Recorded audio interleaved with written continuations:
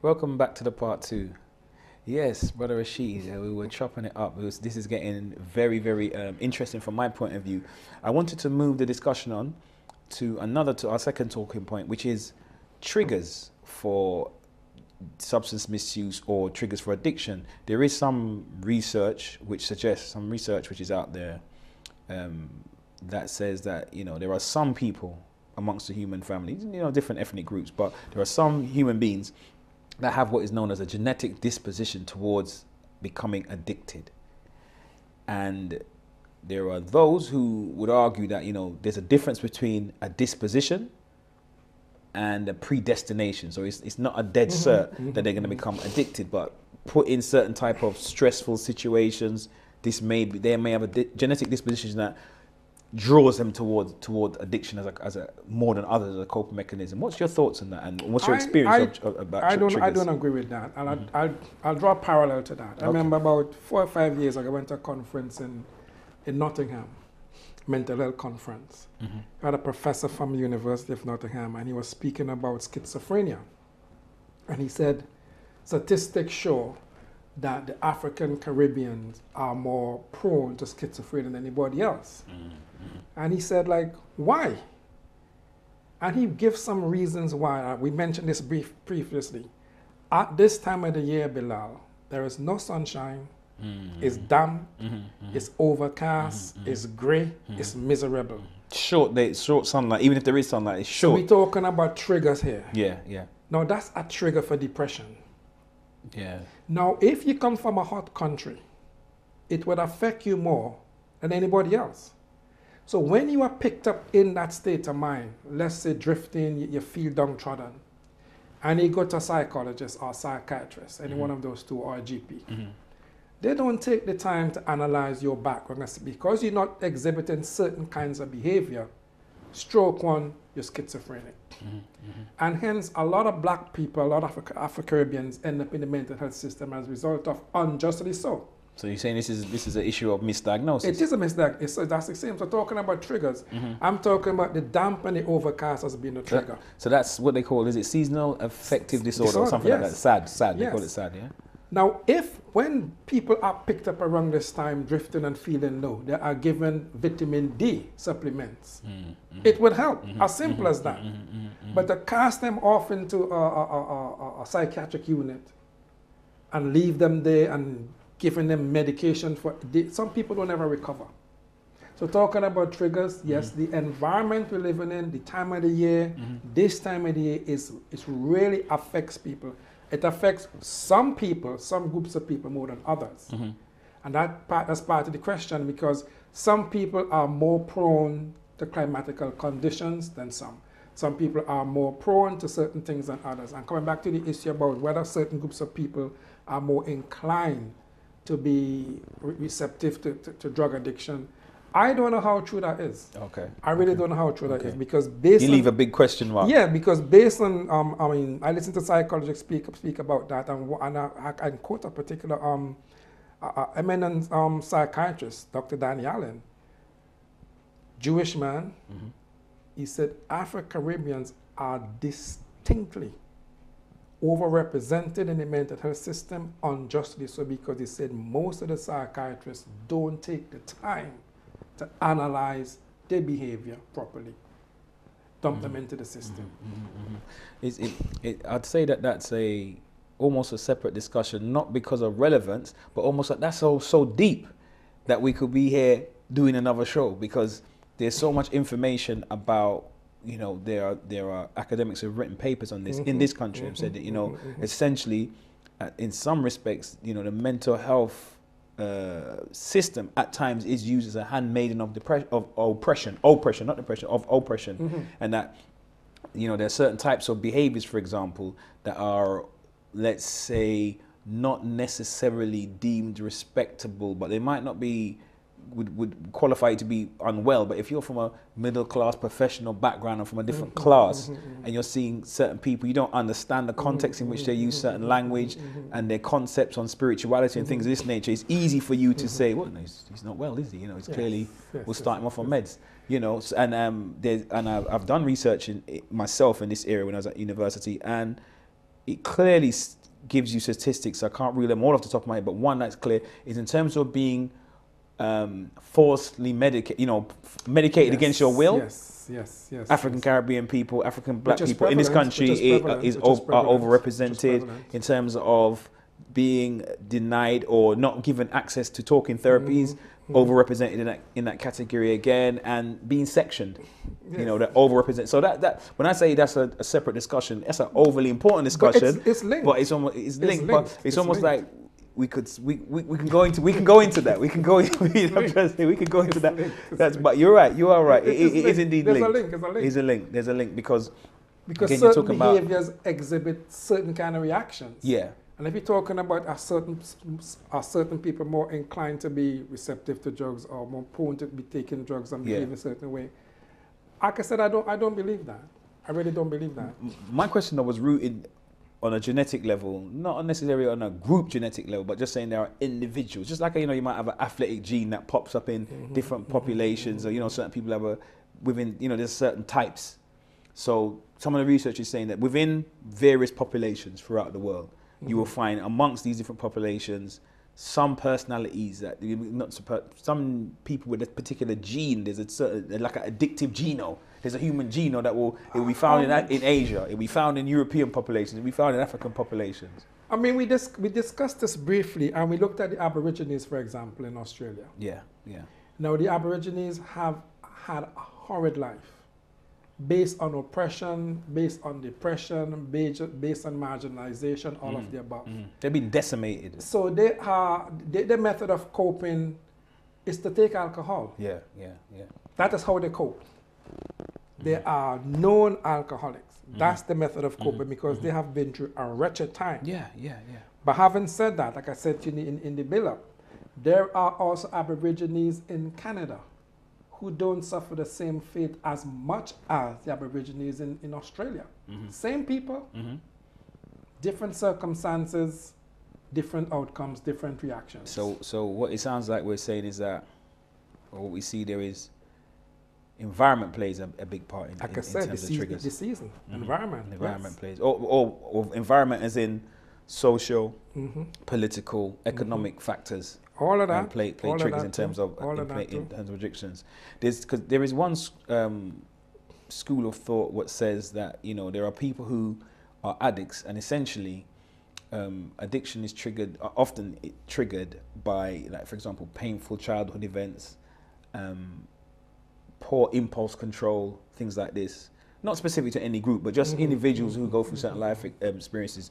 Sometimes bereavement can play its part. I agree. Turbulent separation and divorce can play a part. Things like this. So there's an argument that what the addict in many cases is trying to do is trying to repair a problem. So people are, if you will, self-medicating. What do you think about that?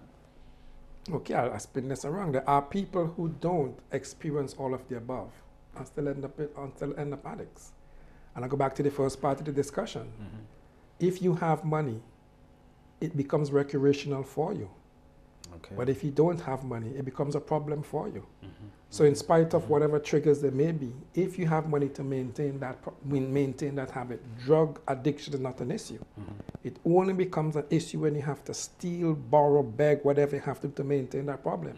You become a social nightmare, you become an economical nightmare for the family and people around you. So, like I said, if you in a different category, you can maintain your fix, you can maintain your supply, but if you don't have, it causes a lot of problems. So it depends. It depends on social, it depends on income, it depends on a lot of issues. So it's difficult to break that one down in its entirety. Okay. What would your words of advice or encouragement would be to any young or any, in fact, Muslim or Muslimah that was watching right now or heard this as a recording and found it, you know, they had a problem. They were having problem coming to terms with the problem, but they had a problem. What would you say? Bilal, like I said in the first part of the program, what is required is something we probably need to initiate ourselves, is to have a line set up where young brothers and sisters, male and female, can call in 24/7 if possible, to this line to seek help, because I know that Muslim brothers and sisters out there struggling with one form of addiction or the other. Whether it's pornography, whether it's gambling, whether it's drugs, whatever the case. But they need to have access to help and support privately, confidentially. Confidentiality is key. And that really seems to be the key issue here, because until these things are put in place, for example, the wider society, let's look at the non-Muslim society, all these mechanisms are in place. You can call helplines 24/7 and confide in somebody and it stays there. There is always somebody at the other end of the line. The Samaritans have services, child line. These things are running 24/7, funded by charities and in some cases by the government. We Muslims like to talk a lot of talk and do a lot of doing, but certain things need to be done, and this particular issue is crucial. Drug addiction is no joke. Like I say, it breaks up the fabric of society, it breaks up the family, definitely. They become a problem for families to hold themselves together, but we have to find a way of getting a helpline in place ASAP. Okay. How we do that, I really don't know, but it needs to be done, because things are only going to get worse. Let me put it out to the callers. The number is 0203 515 1234. Hopefully the number is at the bottom of the screen. Brother Rashid says that addiction is no joke. Do you think that we should be discussing this as Muslims, or is it something that's best left alone? Call us and share your views. Agree, disagree. As long as you're not disagreeable, you're more than welcome to call. Bilal, you might find some people listening maybe would like to call in, but then there's the identity problem. The mere fact that somebody calling might be associated with having a problem, so they probably wouldn't call. This is why this helpline is so important. If we can take calls after we finish here, things that other TV stations do that. They would take your name and call you back and have a confidential chat with you. That's the sort of mechanism we need to put in place. Listen, Muslims are some of the richest, if not the richest people in the world. There's oil flowing through the Middle East.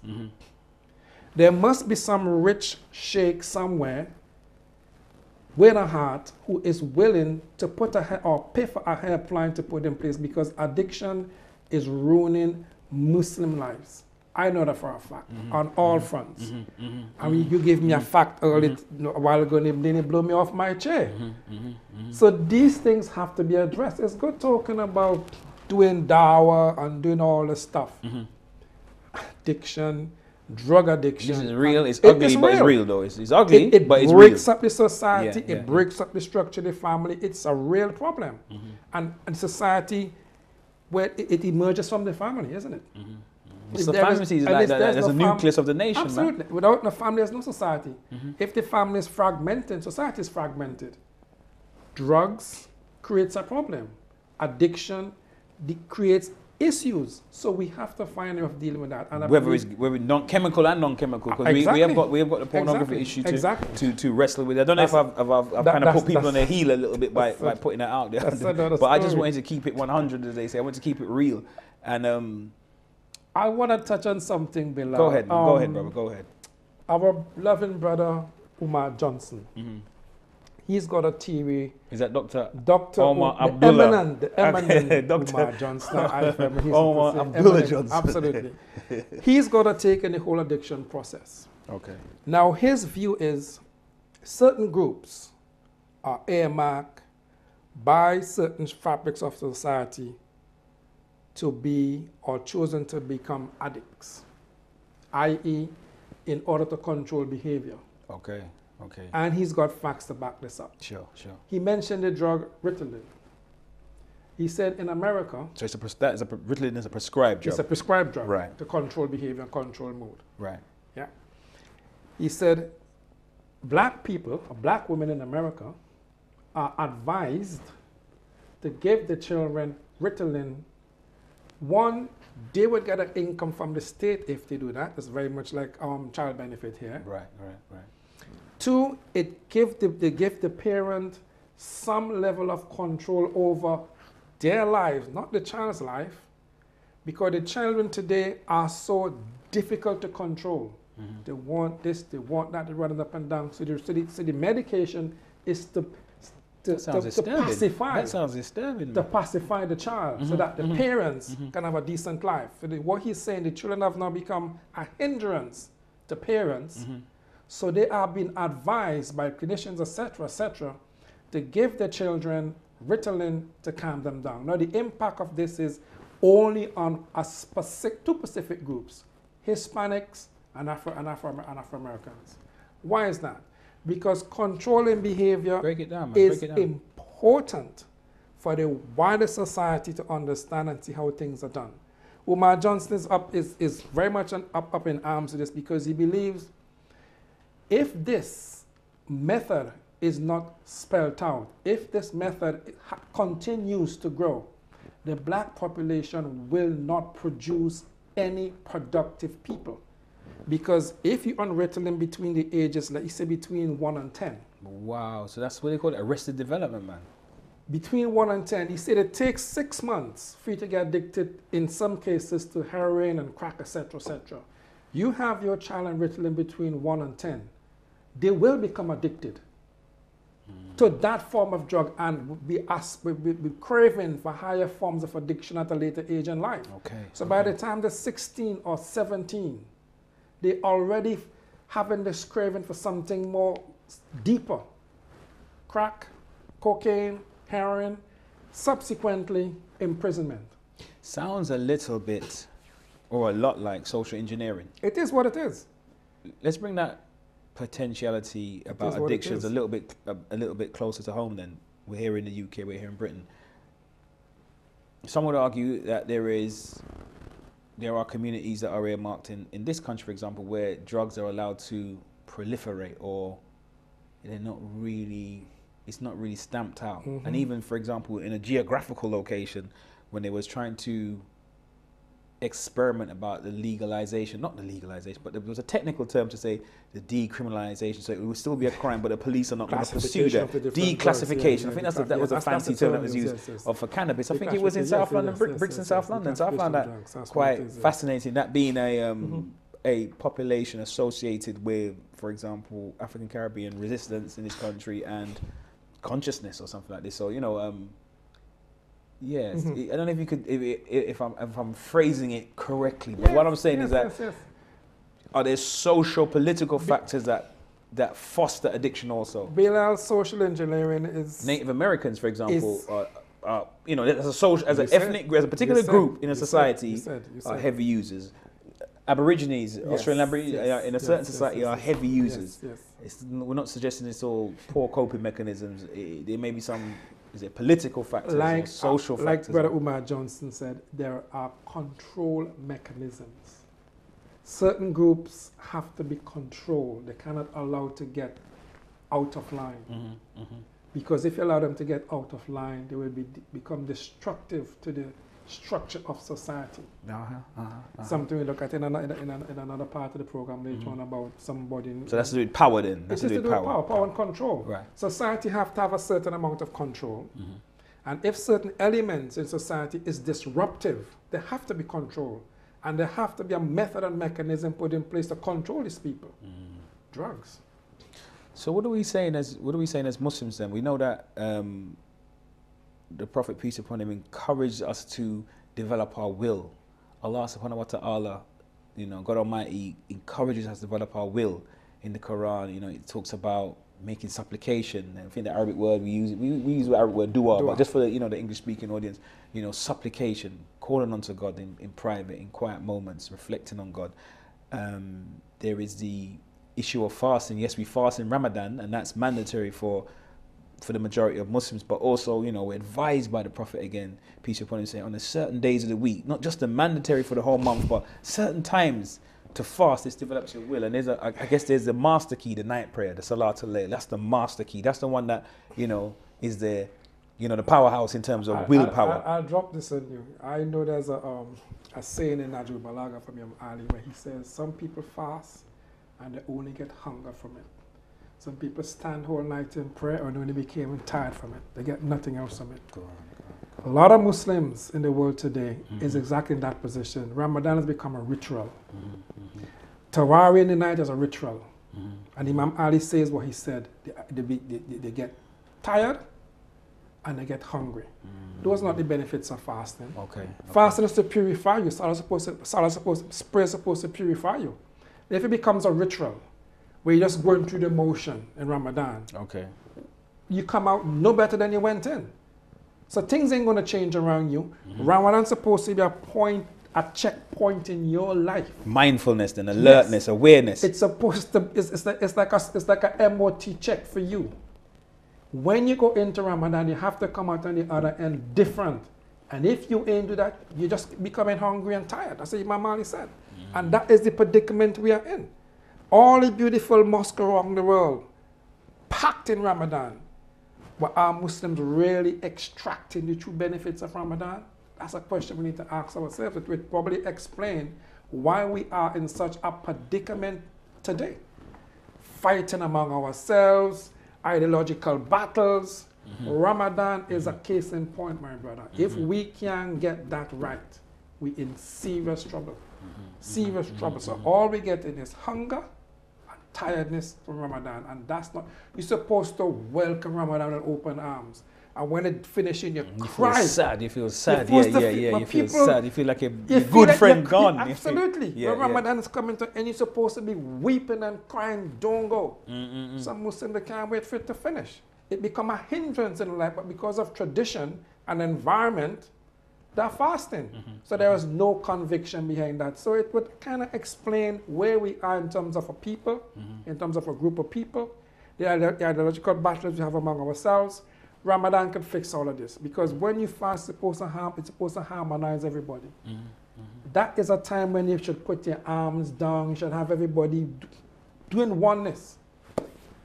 Don't happen. Okay. We're still fighting Ramadan, blowing up one another. No respect. No respect for the self, first of all. No respect for Allah, first of all. No respect for the self. So where we go from there, Bilal? So coming back to the whole issue of drug abuse and everything, Ramadan can also act for those who are addicted. Let's put it in this context. Yes. For those people who are suffering with addiction, Ramadan could be the time to kick those habits. But if you're going into Ramadan and getting hunger, and going into Ramadan and getting thirst, you're not going to change.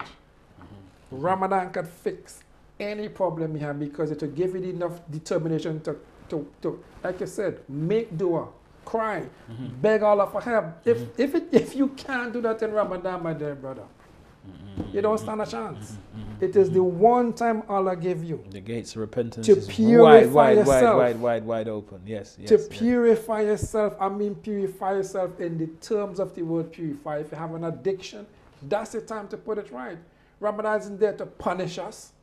It's there to purify us. And then we don't talk It's a about- favor. It's a favor. You know It's what I a mean? favor You for us. have to, you have to, can't wait for it to come if you have a problem. Gambling, pornography, this.